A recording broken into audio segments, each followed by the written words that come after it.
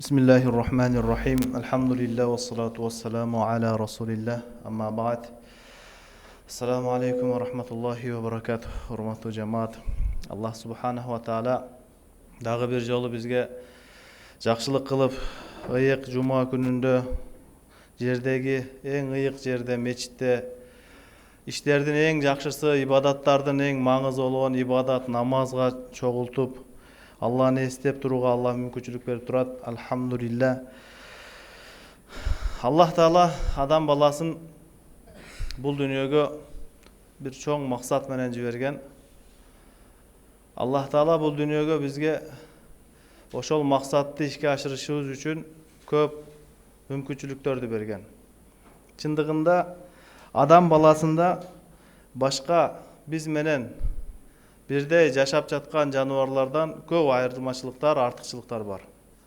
Аллах Таала адам атаны жаратканда дагы башка периштелерден, башка жандыктардан айырмалуу экендиги жана ал эгер адам нафсини тарбия кылып, туура жашоо өткөрсө, периштеден дагы артык болот экендигин далилдеп көргөзүп бериш үчүн Адам атаға Аллах Таалам bir özgöçölük берген. Периштелердин дагы bir özgöçölүгү бар. Алар нурдан жаралган, аларда дагы биз кыла албаган мүмкүнчүлүктөрү бар, жөндөмдүүлүктөрү бар. Андан башка дагы жаныбарларда. Бирок Аллах Таала Адам атага bir özgöçölүк берди. Ал özgöçölүк менен Адам ата башка бардык жандыктардан жада калса периштелерден дагы артык экендиги Allah Taala көргөздү. Ошол өзгөчөлүк берилгенден кийин периштелерге Allah буйурду, эми адамга сый-урмат, саламдашуу саждасын кылгыла эми деди. Ошондо бардык периштелер бирдей, бир учурда Адам атага Аллахтын буйругун аткарып сажда кылышты. Периште эмес эле го, бирок периштелер менен чогуу жүргөн иблис, шайтан эле сажда кылбады. Анын ошо сажда кылбагандыгы түбөлүктүү бир бактысыздыгына, каргышка калып кетишине себеп болду. Ошол артыкчылык кайсы деген суроо пайда болсо, ал артыкчылык тууралуу Аллах Таала Кур'ан-ы Каримде айтат: "Ва аллама Адама", Аллах Таала адамга илим берди дейт. Илим бул ошончалык маанилүү, ошончалык бир өзгөчө Allah берген артыкчылык. Аллах Таала бул артыкчылык тууралуу мынтип айтты: "Кул хал ястауиллазина я'ламуна валлазина ла я'ламун". Ey Muhammed пайгамбар, аларга айткының билгендер менен билбегендер тең боло алабы? Бул аятты түшүнүш үчүн бизге ушул жашоодогу, өзүбүздөгү бар маалымат эле жетиштүү. Устачылыкты деле билген менен билбеген тең боло албайт да. Адамдар кимди көбүрөөк издейт? Кимге пайдасы көбүрөөк, кимдин пайдасы башкаларга көп дейсе. Кимдин пайдасы көбүрөөк дейт? Ким көбүрөөк нерсени билген болсо, өздөштүргөн болсо. Бүгүн бардыгыбыз издеп жаткан адамдардан бириси дарыгерлер. Дарыгерлик илимин билген адам бардыгына керек. Келин издеп аткандагы врач болсо жакшы болот эле. Же медицинадан кабар болсо дейт. Эгерде кандай бир тааныш арттырып аткан болсо дагы, мен өзү дарыгермин десе, ошол адамга адамдар башкача мамиле жасайт. Эмнеге? Ал күнүмдүк биздин жашообузда күтүүсүздөн пайда боло турган ооруп калган учурубузда пайдасы тиет, билет аны. Ошол эле дарыгер эмес достору да болушу мүмкүн. Ал сизге жакын тууган болушу мүмкүн. Аны издебейсиз, анын керек болсо телефон номерин дагы сактап койбойсуз да телефонуңузга. Эмнеге? Дагы бир билимдин, бир жакшы бир нерселердеги маалыматтын адамда пайда болушу, көп нерсени билгендиктин артыкчылыгы өзүңүздүн эле телефонуңуздагы сиз анын аттарын сактап койгон кишилерди бир мындай көзүңүздүн алдынан өткөрсөңүз, бүт эле бардыгы бир нерсени билгендерди жазып алгансыз да. Бул баланча нерсени билет, бул уста, бул дарыгер, бул шофёр, дагы бул тигиндей, мындай деп bir nerseni bilgen adamlar daim gerekli olup durgan uçur. Bul her bir uçurda, her bir zamanda, her bir doğruda bilimdüler bilimsizlerden ayırmalanıp turganda. Oşonduktan Peygamberimiz sallallahu aleyhi ve sellem özünün nasihatlarında bizge hayırlı aytıp atat. Talabul ilmi faridatun dedi. İlim talap kılуу, ilim izdenүү, bir nerseni үйрөнүүгө болгон hareket bul farz bolup eseptilet. Bul farz. İbadattın, namazdın, din ilimin ele emes. Negizi bul jaşoodogу sizge kerektelүүчү бардык bilip alışыңız kerek болгон нерселерди bilip alış kerek. Бирок ошолордун арасынан зарылчылыкка жараша алдыга коюла тургандары болот. Мисалы эсеп китеп илимин муну деле билбесе болбойт. Эсеп дегенди билбесе адашып кетет, дүнүйөсүнө зыян, аны да билип алыш керек. Ошол үчүн бизге бардыгыбыз түшүнүккө келдик, илим демек зарыл. Ушул илимдин зарылдыгын балдарына билдирип коюш үчүн бир падыша 3 перзентин сынаган экен. 3 перзентин чакырып, чоң, ортончу, кичүүсүнө чакырып туруп, үчөөсүнө бирден капчыкка үрөөн бериптир. Билбейм, балким бул buğdaydan ürönü öyle, kartoşka öyle, emnesi olsa dağı berip, uşunu barıp, kalagan jeningерге, жетишинче tikkile dağı, siler menen küzde süйлөшөбүз депtir. Kana, kimiңер жакшы үрөөн кылып, жакшы үрөөнөн, жакшы bir түшүм алып келген болсоңор, анда ошоңорго мен мурасымды калтырайын, ошону падыша кылып дайындайын. Үчөө тең шашкан бойдон барып, өздөрү тандап, bir жерлерге екти. Эми ал падышанын баласы болгондон кийин мындай жай учурда деле талага басып барбаган балдар болот. Билгендей ойлоп отуруп үчөө 3 башка жерге эгет дагы, анан күзгү маалда келгенде ошолордун бирөөсү эле жакшы түшүм менен өтө берекелүү жыйын терим менен кайтып келет. Дагы бирөөсү үрөөндүн өзүн эле көтөрүп келет. Анча деле өсүп өнүккөн эмес. Дагы бирөө берилген капчыкты бош бойдон көтөрүп келет, эчтеке жок. Эмне болду? Үчөөңөрдө 3 башка натыйжа. Биринчиси айтат, атамдын ушул мурасы мага калса экен деп барып эле жерди казып эктим дейт. Анан эмне кылдың? Анан күтүп отурдум өсүшүн дейт. Эксең өсөт деп уккан элем дейт. Отурам, эч эле өспөй койду. Ошого кайра үрөөнүр өзүн жерди казып чогултуп келдим, эчтеке жок баргандан көрө деп. Экинчиси эчтекесиз, керек болсо үрөөндү да жоготуп келген бала, сен эмне болдуң десе, жерди казып, үрөөндү чачтып эккенден кийин мен уккан элем ушу суу койсо тез өсөт деп суу кое бериптирмин да дейт. Кое бериптирмин, суу кое бериптирмин, ошол суудун көптүгүнөн берген баягы үрөөнүңүз да чирип кетиптир дейт. Эчтеке жок. Үчүнчү жакшы түшүм менен келген баладан сен эмне кылдың десе, мен ата шашпадым, барып чоң-чоң дыйканчылардан сурадым. Дыйканчылыктын илимин үйрөндүм, өзү каяка эгиш керек, кантип эгиш керек, кайсыл учурда эгиш керек. Ушуну жакшылап үйрөнүп алып, андан кийин эгип баштадым, мына ушул натыйжага жеттим дегенде, анан калган берки 2 агасы дагы толук ушул иниси акылдуураак, падышанын орун басары болууга татыктуураак экендигин моюндап калган экен. Бул жерде эмне айырмачылык? Эми бул окуядан бир 3 адамдын экөөнүн үрөөнү окшошпой, бирөөнүккө окшошкондугун айткыбыз келген жок. Бул жерде адам билбеген нерсесин билүүгө аракет кылыш керек. Биздеги бүгүнкү күндөгү ийгиликсиздиктер көпчүлүгү билбегендиктен да. Билбейбиз. Анан билбегенден да кандай? Билбесек сурабайбыз дагы да. Могун билесиңби өзү? Билемин. Точно билесиң? Билемин мен. Айтып берейинби же? Кереги жок, өзүм билем дейт дагы. Анан натыйжа жок да. Ошол үчүн бүгүнкү күндө мына учурда ар бир эле жаштар билим алгысы келгени бар, алгысы келбегени бар, бирок негизи ар бирибизге билим алуу, бир нерсени үйрөнүү, жашообузда жакшы нерселердин маалыматын көбөйтүүгө аракет кылуу зарыл. Бул жашоодогу зарыл нерсенин жарымы. Экинчи жарымы билген нерсеге анан амал дагы кылыш керек болот. Эгер бир нерсени билип алып, бирок аткарбаса, анын натыйжасы таасири болбойт. Азыр ушул жерде отургандардын бардыгы билет. Тамак жесе курсагы тоет экендигин, бирок тойбой атат азыр. Ал үчүн аракет кылыш керек. Ошол сыяктуу алган маалыматтарга аракет да кылыш керек болот. Илимдердин арасынан эң эле артыгы, эң эле өзгөчөсү бул албетте дин илими. Эмнеге? Дин илиминен артыкчылык айтып атабыз.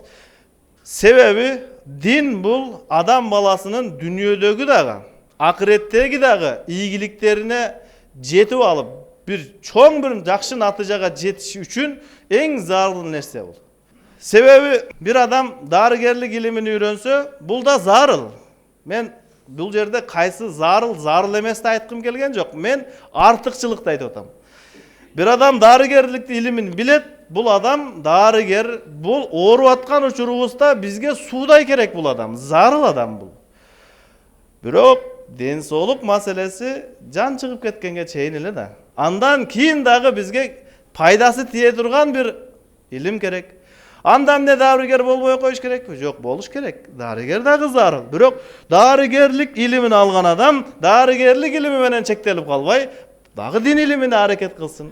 Allah'ты tanı ilimini öğrensün, Kur'an ilimini öğrensün, ahiret ilimini öğrensün.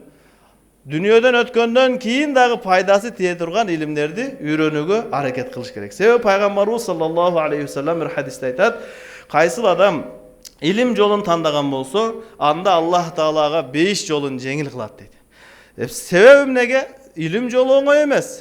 Bardыгы jakşı düşünöt, talaba degende düşünböy kalışı mümkün, birok studentlik жашоо degende bari jakşı bilet da.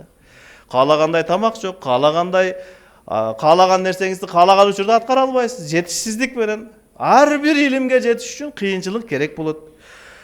Oşonduktan ilim aluga hareket kılış gerek. Danışmandardın sözü var. Al-ilmu nurun wal jahlu zalamun deyt. İlim bir nersenin malumatı bar boluşu, bul jaraktık, bul tuğra jol. Alem kaysıl adam nadan bolsa, ilimden bekapar bolsa, anda bul adamga karаңgıçılık deyt. Oşonduktan adamlarga uşul nerse ilim aluga bolgon hareket, ilim aluga bolgon kızıgуу zarıl. Albatta ilimdin paydaların dagı bir Allah Taala Kur'an-ı Kerimde Peygamberimiz sallallahu aleyhi ve sellem hadislerde bayandagan gerek bolsa Peygamberimizga Allah Taala buyurgan Kul Rabbi zidni ilma. Sen dua kılgının, Allah Taala suragın, Allah menin ilimimdi köpeytip bergin. Adamların en köp muhtaçlıkları uşul ilimdүүлөр menen bütöt. Oşonduktan ilimdүүлөрgө dagı bir hadiste kelet, ilim aluga hareket kılgandarga, ilim alуу joluna түшкөндөрgө gerek bolsa dengizdegi balıklar dagı istigfar kılıp dua kılışat. İlim uşunçalık manilүү nerse. Oşonduktan adam balası gün sayın özündögü paydalуу malumattарды köpeytүүgө hareket jasaş gerek. Bir doğruda ayılda bir adam katı orup kalgan eken. Katı orup kalganda al ayılda darıger jok bolgonuna байланыштуу har kim kelip tajribaсын ayta beriptir. Birөө aytat eken buga tamak berбеш керек. Tamak berse dagы abalı oorlaşıp кетет. Dagы birөө aytat buga suu içirбеш керек. Birөө aytat muzdak suga жуундуруш керек. Har nersени aytıp ana ушинтип талашып тартышып бирок оорулуунун абалы күндөн күнгө оорлошуп турган учурда bir darıgerdi başka жактан таап келишсе, анан өтө bir жеңил ыкма менен эле дарылаган экен, айыгып кетти. Ошондо айылдагы акылдуулар чогулуп алып айткан экен, бизде дарынын жетишсиздиги негизги көйгөй эмес экен. Бизде ошол дарыны кандай колдонуш керек экенин билген билимдүүнүн жоктугу көйгөй болуп аткан экен. Ошол үчүн бизге ошондой билимдүүлөр керек. Ошол илимге кызыккан, өзүнүн билим жолунда аракет кылган, илим алгандан кийин ошол илимине амал кылып башкаларга пайда жеткирген. Ошондуктан ар бир инсанда илимге болгон кызыгуу болушу керек. Илим алууда эң зарыл сыфат кайсыл сыфат десе, эң зарылы бул жөнөкөйлүк болуш керек. Жана жөнөкөйлүк болгондон кийин талап дагы. Эмне үчүн? Себеби кайсыл адам илим ала албайт, бирөөдөн бир нерсе сурай албайт десе, кайсыл адам текебир болсо, ушуну да сурайбы? Мындай эле болсо керек деп божомол менен жашаган адам дайым адаша берет. Муну мындай деле кылса болот. Болот го. Ар бир эле чөйрөдө бирден ушундай адам болот. Өзү эч нерсени билбейт дагы, бирок бирөөнүн билгенин да кабыл албайт ал. Аны деле четке кагат. Койчу. Ал мындай эле деп жөн эле жок жерден билбеген маалыматын талаша берген адамдар да болот да. Бул ката. Ошол үчүн бизге зарыл бир нерсени билсе айтыш керек, билбесе үйрөнүш керек. Бирок билбесе дагы талаша бербеш керек. Ошондуктан Пайгамбарыбыз саллаллаху алейхи ва салламдын үйрөткөн адеп, ахлагы, тартиби ушундай эле. Бул билбейм деп айтып койсоң дагы бул жарым илим. Бир нерсени билбесеңиз билбейм деп айтып коюш. Кайсы бир нерселерди билбей калгандык кемчилик эмес ал. bilbegen nerseni үйрөнүүгө аракет кылбагандык кемчилик да. Илим алыш үчүн аракеттин болбогондугу кемчилик. Ошондуктан Аллах Таала берген артыкчылык ушул. Адам күн сайын Аллахты таануу илимин алууга аракет кылыш керек. Намазынын илимин үйрөнгөнгө, намаздын дагы канткенде эң жогорку деңгээлде болот. Канткенде намазыбыз Аллах кабыл кыла турган деңгээлде өтө бир кооз болот. Ушуга дагы аракет кылыш керек.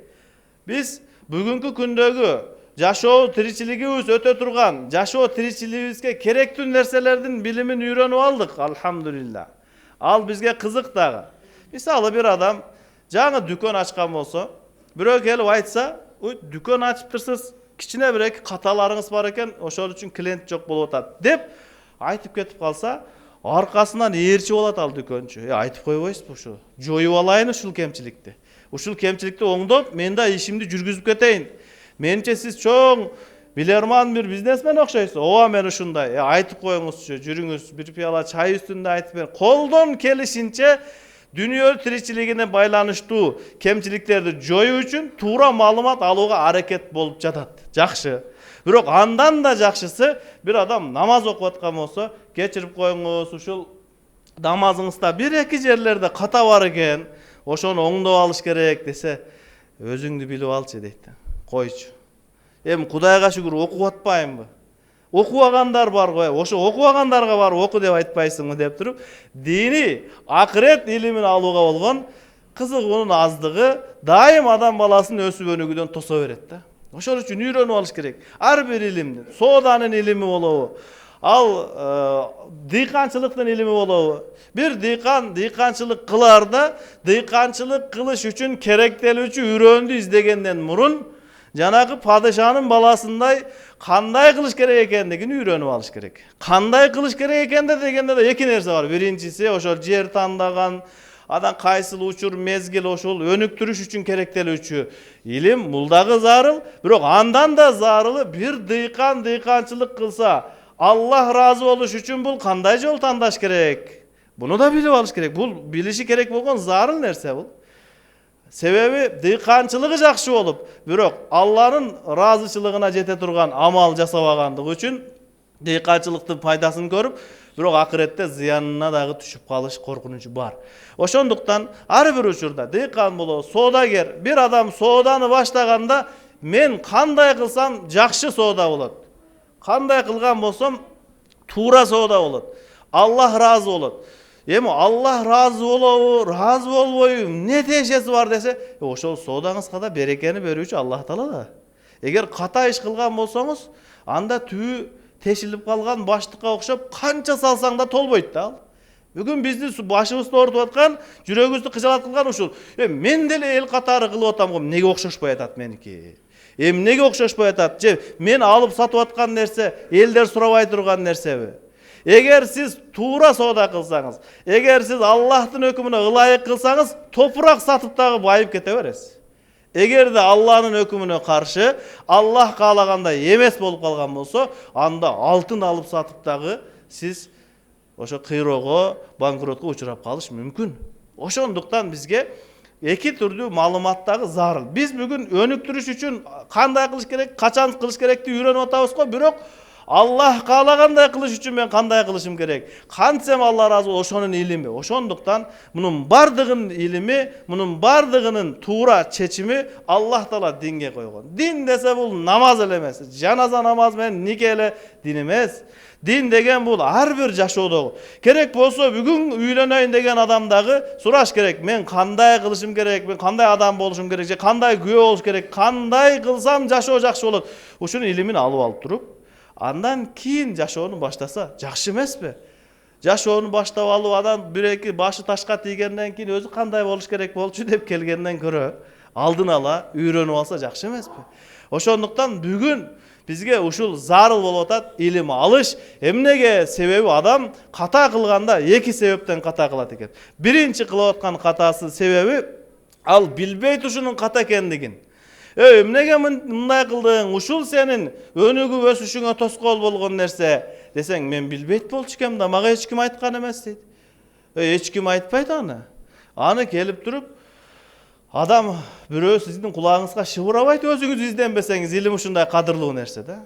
Курсак ачка өлүп калайын деген адам, эй, эмне бирдеке жебедиңби десе, эч ким эчтеке мага алып келип жедирген эмес десе болбойт да.